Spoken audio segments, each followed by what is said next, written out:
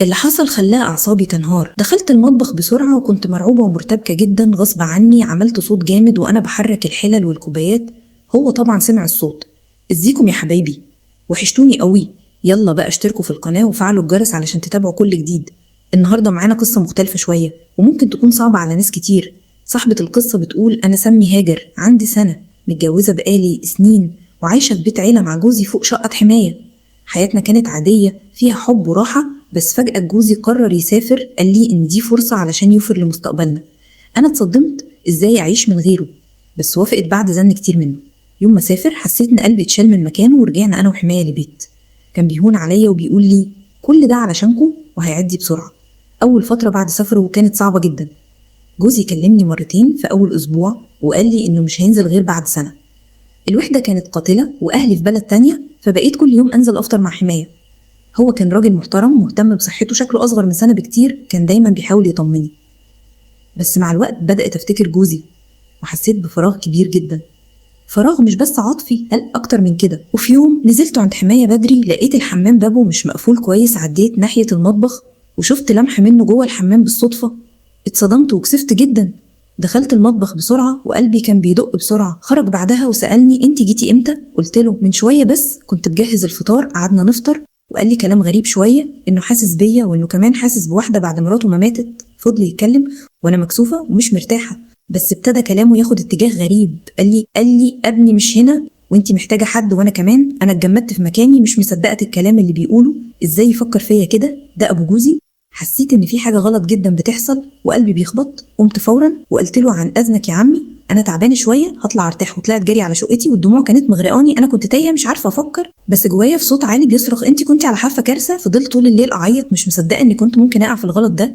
ازاي واحده زيي متربيه وواعيه كانت هتضعف بالشكل ده؟ الحمد لله اني وقفت نفسي قبل ما اندم العمر كله. اللي حصل ده فتح عيني على حاجات كتير. تاني يوم كلمت جوزي وقلت له كل حاجه، بس بالطريقه اللي تفهمه ان وجودي لوحدي خطر عليا. وقلت له بالحرف: يا ترجع يا تاخدني اعيش معاك. جوزي قرر يسحب اوراقه ويرجع وقال لي: مفيش اغلى من امانك. ومن وقتها خدنا شقه بعيد عن اي حد.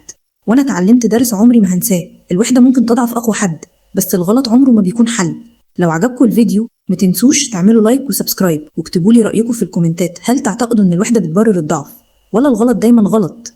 اللي حصل خلى اعصابي تنهار فعلا. دخلت المطبخ بسرعه وكنت مرعوبه ومرتبكه جدا.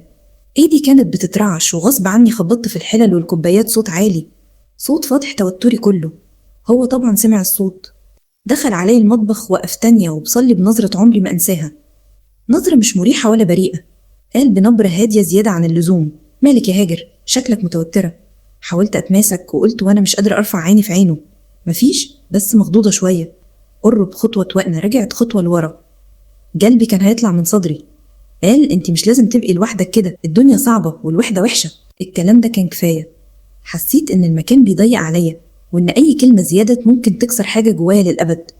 رفعت صوتي لأول مرة: لو سمحت، الكلام ده مينفعش يتقال، تتصدم.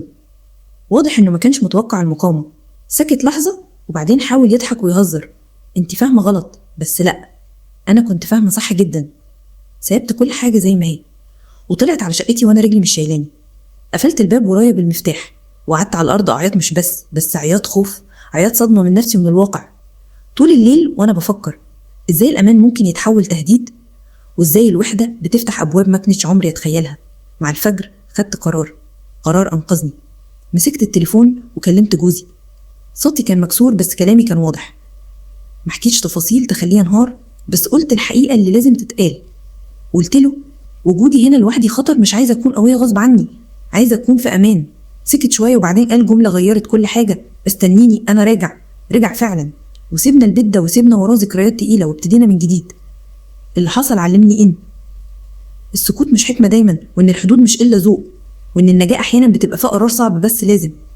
أنا نجيت مش لأني ما حسيتش بالضعف، لكن لأني اخترت ما استسلمش له.